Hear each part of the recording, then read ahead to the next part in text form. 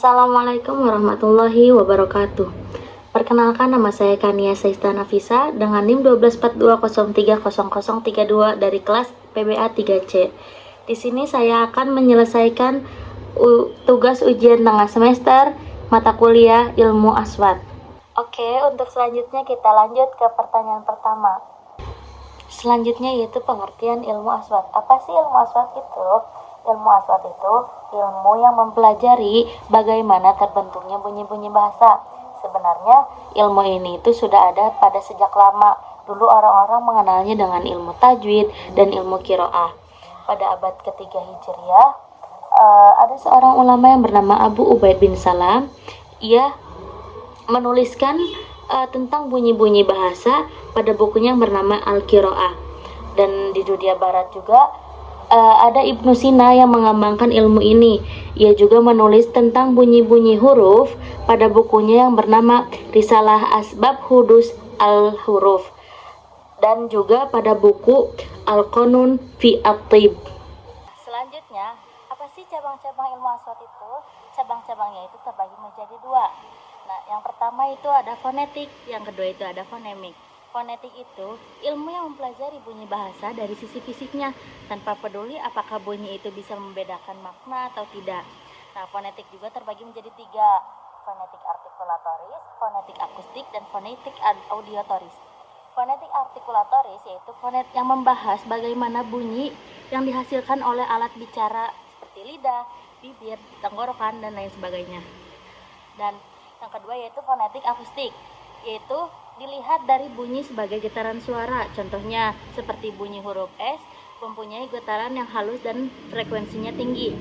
Dan yang ketiga yaitu fonetik audiotoris, yaitu mempelajari bagaimana telinga dan otak kita bisa menangkap apa yang kita dengar. Cabang yang selanjutnya yaitu fonemik. Fonemik itu adalah ilmu yang mempelajari bunyi bahasa sebagai pembeda makna.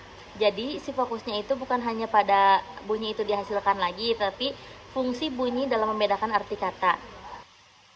Dalam fonemik juga mempunyai istilah lagi, yaitu fonemisasi, yang artinya cara mencari dan menentukan bunyi mana yang berfungsi untuk membedakan makna dalam suatu bahasa. Nah, selanjutnya apa saja sih kedudukan ilmu aswad ini? Kedudukan ilmu aswad ini itu ada 4. Yang pertama dalam ilmu sorof, yang kedua dalam ilmu nahu, yang ketiga dalam ilmu semantik, yang keempat dalam leksikologi dan leksikografi. Dalam ilmu sorof ini, ilmu aswad itu sangat membantu untuk memahami perubahan bentuk kata yang disebabkan oleh bunyi. Nah, dalam ilmu nahu ini, itu berperan lewat intonasi dan nada yang bisa mengubah makna kalimatnya. Contohnya seperti kalimat al-ustadu al-yaum hadza la yahduru. Nah, si kalimat ini tuh bisa beda maknanya, bisa menjadi sebuah pertanyaan, bisa menjadi sebuah penolakan sesuai intonasi orang yang berbicaranya. Nah, yang ketiga ini dalam ilmu semantik. Dalam ilmu semantik ini, ilmu aswad ini bisa membedakan makna kalimat lewat intonasi atau jeda suatu kalimatnya. Nah, dalam leksikografi, ilmu aswad ini berperan penting dalam menyusun dan menulis sebuah kamus. Nah, selanjutnya yaitu pentingnya ilmu aswad dalam kajian pembelajaran bahasa. Dalam kajian pembelajaran bahasa ini, ilmu aswad itu sangat penting dalam hal pelafalan, dalam hal fungsional, dan dalam pembelajaran. Ilmu aswad ini dalam pelafalan membantu kita untuk melafalkan bunyi-bunyi bahasa dengan benar. Contohnya seperti di bahasa Arab itu ada huruf dod. Ilmu aswad akan membantu kita melafalkan bunyi-bunyi bahasa ini dengan benar sesuai ciri khas bahasanya. Nah, dalam fungsional ini ilmu aswad itu bunyinya bukan hanya untuk membentuk katanya saja, tapi juga untuk menentukan sebuah maknanya. Contohnya seperti kata alima, kan asal katanya dari a dan la dan mim ya. Nah, si alima ini misalnya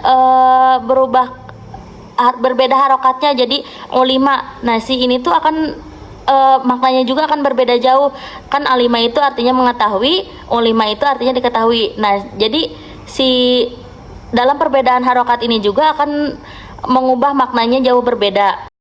Dalam hal pembelajaran ini, ilmu aswad itu membantu kita untuk mengenali, melatih, dan membedakan bunyi-bunyi bahasa itu dengan benar. Selanjutnya yaitu ada pengertian dari bunyi bahasa.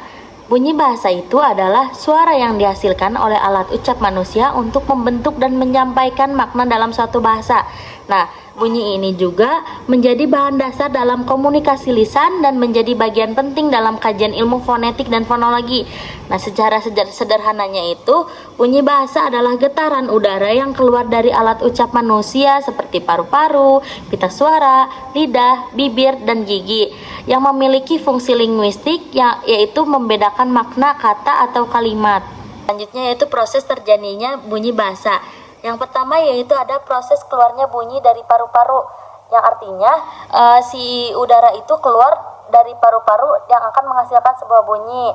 Yang kedua yaitu ada proses fonasi, yang dimana si pita suara itu bergetar dan akan menghasilkan sebuah bunyi seperti huruf ba, huruf da. Nah, si pita suara itu akan bergetar dan menghasilkan bunyi ba. Nah, selanjutnya yaitu proses artikulasi, yang dimana alat artikulasi yang akan menghasilkan sebuah bunyi. Contohnya seperti lidah, kan lidah itu artikulasi ya, lidah, bibir. Nah, itu akan seperti lidah akan menghasilkan sebuah bunyi seperti lam, nun.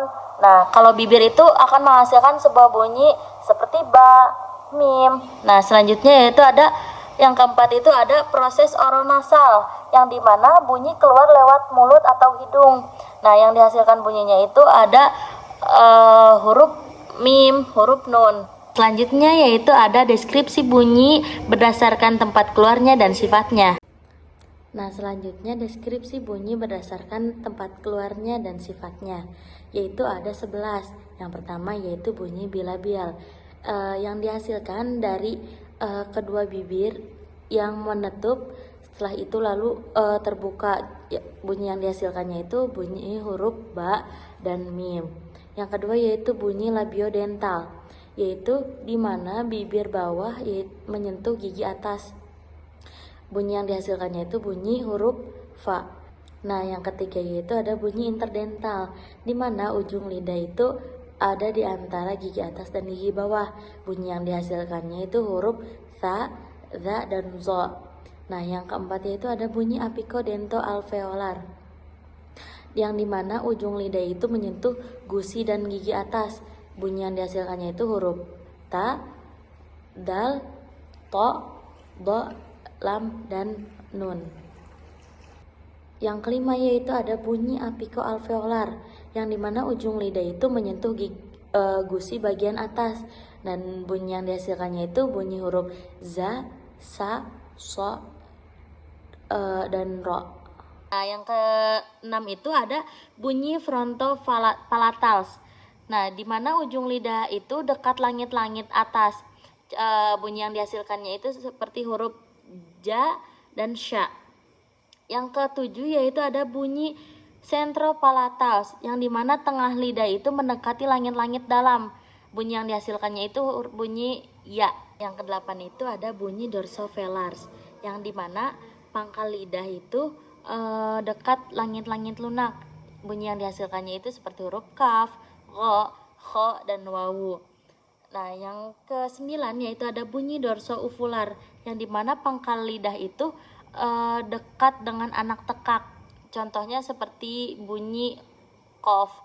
Nah, yang ke-10 yaitu ada bunyi pharyngeal, yang dimana akar lidah itu mendekati dinding tenggorokan. Bunyi yang dihasilkannya itu seperti huruf ha dan ain. Nah, yang terakhir yaitu ada bunyi glotal, yaitu bunyi dari kerongkongan atau pita suara, yang dihasilkan dari pita suara. Bunyi yang dihasilkannya itu seperti bunyi hamzah dan ha besar. Nah, yang selanjutnya, apa sih pengertian harokat? Nah, pengertian harokat ini sebagaimana yang dikutip oleh Kamal Bashar dari pendapat Ibnu Jini, al-harokat itu yaitu yang menjadikan bunyi vokal bisa dapat dilafalkan. Contohnya seperti bunyi huruf ba itu tidak bisa dilafalkan tanpa adanya harokat. Namun ketika huruf ba tersebut diikuti oleh salah satu harokat seperti fathah, kasroh, dhamma di huruf ba tersebut, maka huruf ba tersebut menjadi hidup dan bisa dilafalkan seperti ba, bi, bu. Jadi si ba itu tidak dapat berdiri sendiri tanpa adanya harokat gitu. Jadi jika ingin bisa dilafalkan, si huruf ba itu harus berharokat. Kayak harokat fathah menjadi ba, harokat kasroh menjadi bi, harokat doma menjadi bu. Selanjutnya itu ada macam-macam harokat. Macam-macam harokat itu ada 5. Yang pertama itu ada kasroh pendek, yang kedua domah pendek, yang ketiga fathah panjang, yang keempat kasroh panjang, yang kelima domah panjang. Nah, kasroh pendek ini contohnya seperti kata kif. Nah, ini tuh terdengar pendek karena dia itu tidak diawali oleh huruf mad ya. Nah, yang kedua yaitu ada domah pendek. Contohnya seperti kata kum. Itu juga akan terbaca pendek karena tidak ada huruf wawu sukunnya gitu yang akan bunyinya terdengar panjang, jadi kayak kum gitu, bukan kum. Jadi kum gitu, kum aja jadi pendek. Nah, yang ketiga yaitu ada fathah panjang. Contohnya seperti lafaz soda. Nah, itu akan menjadi panjang karena si setelah harokat fathahnya itu ada huruf mad, yaitu huruf alif, sehingga bunyinya itu akan memanjang seperti soda. Nah, yang keempat yaitu ada kasroh panjang. Contohnya seperti mimi. Ini dibaca panjang karena setelah si kasroh itu ada huruf ya sukun yang mati. Jadi bunyinya akan panjang. Jadi mimi. Yang kelima yaitu ada domah panjang. Contohnya seperti lafaz luna. Ini akan terdengar panjang karena setelah harokat doma itu ada wawu sukunnya. Jadi bunyinya akan panjang seperti luna, bukan luna. Jadi luna. Nah, jadi seperti itu. Nah, yang selanjutnya yaitu fungsi harokat. Fungsi harokat ini yaitu untuk mengubah makna katanya, karena perbedaan harokat saja bisa membuat arti kata jauh lebih berbeda gitu loh. Jadi berubah walau hurufnya sama. Contohnya seperti kata alima, yaitu berarti mengetahui. Nah, selanjutnya yaitu ulima, itu artinya sudah berbeda, jadi telah diketahui, walaupun si asal katanya tetap sama dari ain, lam dan mim, tapi jika harokatnya berbeda maka si maknanya juga akan berbeda gitu. Cukup sekian dari saya, mohon maaf bila ada kesalahan. Wabillahi taufik wal hidayah. Wassalamualaikum warahmatullahi wabarakatuh.